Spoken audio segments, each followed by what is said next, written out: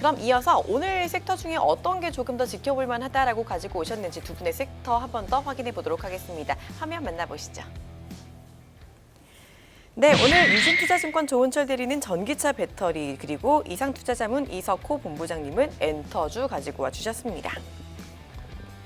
자, 두 분의 섹터가 갈렸는데 일단 전기차 배터리부터 볼게요. 이번 주에 가장 주목받았던 이슈 중에 하나이기도 하잖아요. 어떤 포인트에서 가지고 오셨어요? 저는 SKC라는 종목을 갖고 왔는데 최근에 SK랑 LG가 소송이 있었죠. 이런 부분이 좀 네. 해소되면서 제일 큰 반사이익을 받을 부분은 SKC라고 생각을 했습니다. SKC는 동박이라는 부분을 제조 생산하는 업체인데 이게 배터리의 필수적인 소재예요. 근데 얘네가 안 되죠. FKC가 네. LG랑 FK 양쪽 다 납품을 하고 있는데 그동안 불확실성이 있었어요. 소송 결과에 따라서 아무래도 매출이나 연생산 이런 거에 대한 부분이 있었는데 이 부분 많이 해소됐고 그에 따라서 지금 4영업일 동안 점으로 상승을 했습니다. 그러니까 4영업일 전에 그 부분에 조금 빠르게 올라간 부분이 있지만 앞으로 좀 유효하다고 보고 있고요. 얘네 같은 경우는 이 FKC 같은 경우는 사람들이 배터리만 생각을 하지만 실제로는 친환경 소재도 개발합니다. 친환경 플라스틱에서 국내 굴지의 기업이고 이런 부분도 모멘텀을 생각한다면 지금 가격대에서 조금 14만 원에서 12만 원 사이 정도는 좀 매수를 좀 잡아봐도 되지 않을까 생각하고요. 월봉이나 연봉을 보면 굉장히 가파르게 올랐습니다. 좀 부담스러울 수 있는데 반대로 말하자면 천장이 지금 없는 구간이거든요. 네. 위로 열려 있으니까 어느 구간에 샀어도 지금 이득인 구간이라서 위에 저항선이 없다는 점도 좀 긍정적으로 보고 있습니다. 저는 가격대를 지금부터 한 14만 원, 지금 점으로 올라간 부분을 제외하고는 그 아랫부분 좀 매수를 봐도 될 것 같고요. 그러니까 14만 원 정도, 그부터 한 12만 원 정도까지는 좀 여유 있게 매수를 잡고 저는 손절할 종목 아니라고 생각을 하는데 만약에 온다면 11만 원 선에서는 좀 손절을 해서 여기가 깨지면 한 9만 원까지 내려올 수 있다라고 저는 판단해가지고 9만 다시 재매수하는 그런 전략을 취하는 게 어떨까 생각을 합니다. 네, 좋습니다. 약간 두괄식의 화법을 상당히 좋아하시는 것 같은 게 네. 일단 섹터 얘기를 듣고 이제 종목 이야기를 하려고 네. 했는데 종목을 일단 미리 공개를 해주셨어요. 괜찮습니다. SKC, SK와 LG의 배터리 합의에서 제일 수혜를 받을 종목이다라고 뽑아주셨고 그러면 이제 배터리 합의가 됐잖아요. 네네. 이 상황에서 이제 앞으로 전기차 배터리 사실 이게 또 아직은 상용화되지는 않았다라는 부분들과 기술에 대한 한계가 있다 뭐 이런 얘기도 있는데 그래도 어쨌든 앞으로는 좋아질 것이다라는 의견도 되게 많으니까 이런 부분에 좀 더 초점을 맞춰주신 거죠? 네. 전기차는 아무래도 시대의 흐름인 것 같아요. 과거에는 휘발유나 가솔린 내연기관이 많이 쓰였는데 앞으로 이런 부분이 일상생활에서 전기차 부분이 많이 돌아왔습니다. 이 부분이 들어와서 지금 마켓 쉐어를 좀 많이 차지하고 있을 것 같은데 계속 이 부분이 증가할 거고 그에 따라서는 전기차 관련된 전기차부터 시작해서 그 아랫단까지 전부 다 수혜를 입을 것으로 보고 있고요. 시장이 점점 커져가는 상황에서 그 안에 BMW, 벤츠, 현대 어느 쪽 차가 많이 팔릴지 모르겠지만 그게 모두 다 쓰이는 핵심 소재는 반드시 어느 회사든 쓰이는 부품이기 때문에 저는 그런 거에 집중해서 좀 종목을 선택했던 것 같습니다. 네, 좋습니다. 배터리 이제 셀 기업이라고 하죠. 그런 부분보다도 소재주에 조금 더 집중을 해보자라는 뜻에서 SKC 말씀해 주셨다라고 해주셨는데 그러면 이 소재주도 되게 많잖아요. 2차 전지 소재주들이. 그런 다른 소재주들도 같이 좀 지켜보는 게 좋을까요? 아니면 SKC만을 조금 더 집중해서 공략하는 게 좋을까요? 다른 소재주도 충분히 매력이 있는데 저번 주 나왔던 송병진 매니저 같은 경우는 첨보 얘기해 주셨고 맞아요. 전반적으로 종목 자체는 저 음극재, 양극재 이런 다양한 소재는 다 좋다고 생각하는데 그 중에서 FKC였던 거는 좀 뚜렷한 매출처가 다른 데보다 좀 더 잘 잡혀 있다고 생각을 했고 앞으로는 동박 같은 경우는 그냥 불이 가격이나 또 그리고 FKC 갖고 있는 기저의 다른 산업군도 좋아서 FKC를 가져간 겁니다. 네. 물론 전기차만 가지고 다른 종 좋을 수 있겠지만 다른 부분까지 생각한다면 좀 안정적이지 않을까 생각합니다. 네, 오늘 장중에 신고가를 쓴 것 같아요. 52주 신고가 달성을 했던 종목이고 SKC 아까 전에 매수가는 한 14만 8천 원 정도 지금 가격 괜찮고 목표가는 멀리 잡아주셨고 손절가는 11만 원 선 잡아주셨는데 그럼 지금 접근해도 사실 너무 높다라고 볼 수도 있긴 한데 아까 전에 이 위에 네. 그 업사이드는 충분히 열려 있다라고 봐주신 거잖아요. 네, 맞습니다. 불안하지 않을까요? 항상 과거 다른 종목 같은 경우도 새로운 고가를 형성한 종목은 지금이 천장이지 않을까 또 새로운 천장을 맞아요. 만들었고 그래서 이런 부분에 물론 부담스러운 부분이 있어요. 지금 일주일 전만 해도 13만 원대였는데 지금 14, 15만 원대니까 부담스러울 수 있지만 이 갭을 또 메꾸고 갈 수 있는 부분이 있어서 분할로 접근하시면 괜찮지 않을까 생각합니다. 좋습니다. 천장이라고 생각할 수 있겠지만 더 높이 천장이 더 열려 있으니까 이 부분 참고해보자. 달리는 말 조금 더 칙칙질해보자라는 이야기 해주셨고요.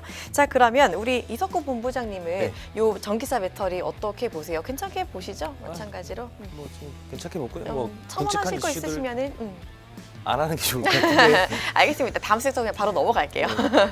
자, 우리 이석구 본부장님께서 가지고 오신 섹터는 바로 엔터거든요.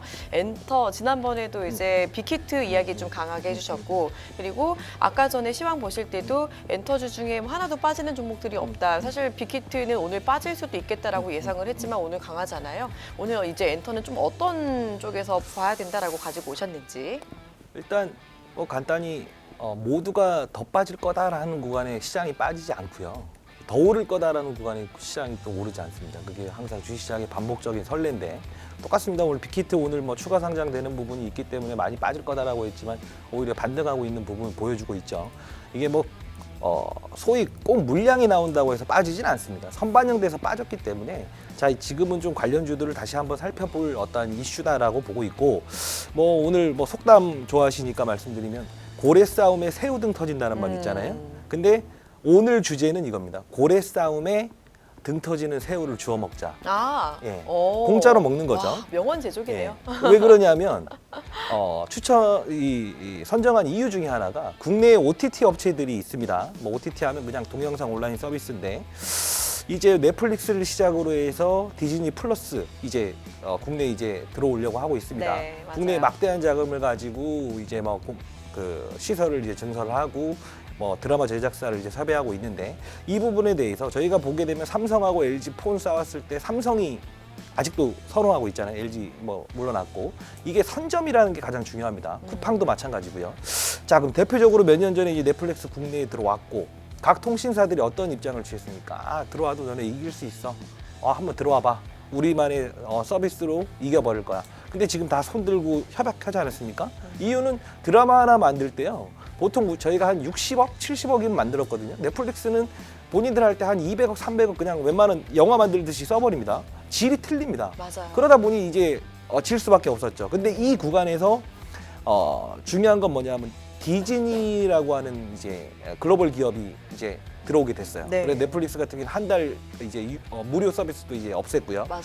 이겼다 할 때 바로 이때 디즈니가 야 이때 들어가자 해서 이렇게 된 겁니다. 그러면 어떤 현상이 나오냐면 디즈니 플러스가 들어와서 넷플릭스가 들어와서 우리 판도를 바꿔버린 게 뉴나 A 스토리, 페렌터 이런 게 있잖아요. 네. 보통 이제 공시 나올 때 보면 이렇게 합니다. 무슨 드라마 제작해서 매출액 뭐 대략 한 60억짜리 했다.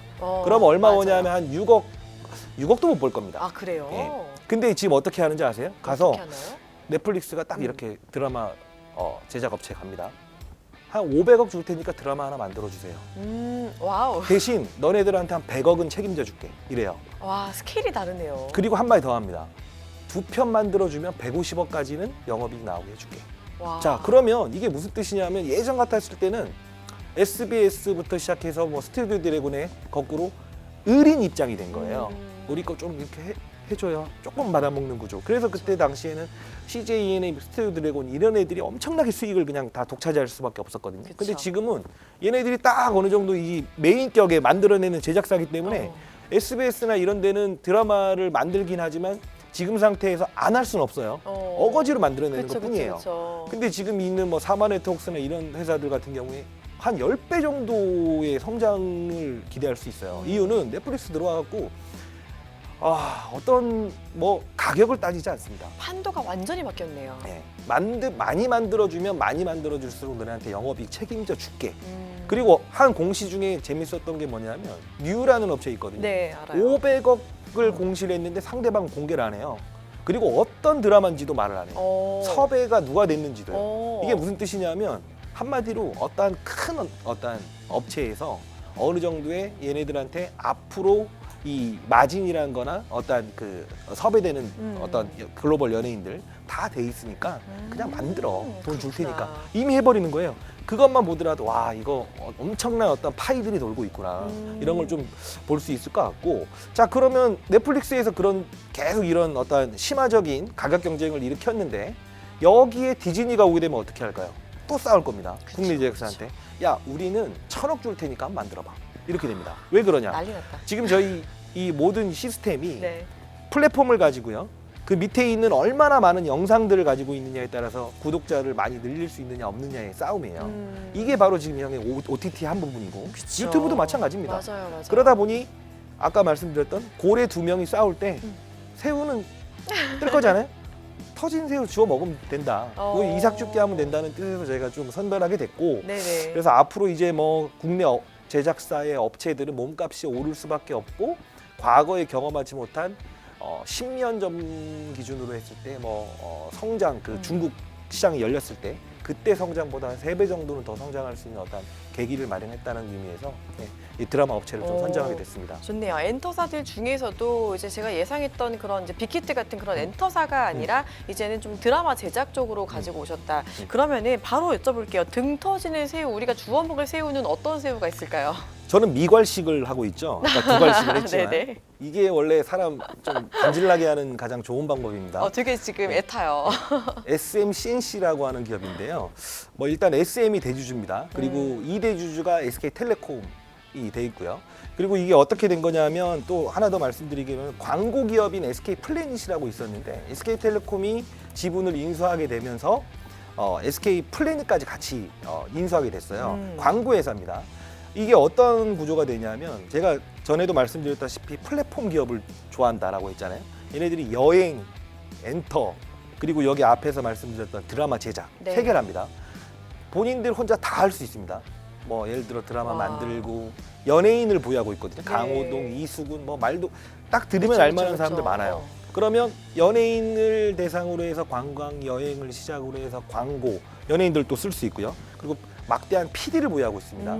그러면 인기 이혜진인가 하는 그 PD를 보유하고 있는데 이 PD도 아주 중요합니다. 얼마만큼의 이 컨텐츠에 대한 그쵸. 선호도가 있냐에 맞아요. 따라서 이 드라마 질이 틀려지고 가격 자체에 부르는 게 값이 틀려지거든요. 이런 어떤 이제 좀 IP를 가지고 있다, 독점적인 이런 부분에 좀 주목할 필요가 있고 여기 보게 되면 일단은 그 예체능이라고 하는 어떤 그런 프로그램이죠. 이런 걸 비롯해서 상당 부분 기존에 있었던 것들이 만들어냈던 작품들이 다 인기를 끌었어요. 그래서 아마 선호도가 분명히 있을 거고 자 그러면 여기서 저희가 봐야 될 게 앞으로 한알령이 해제됐나요?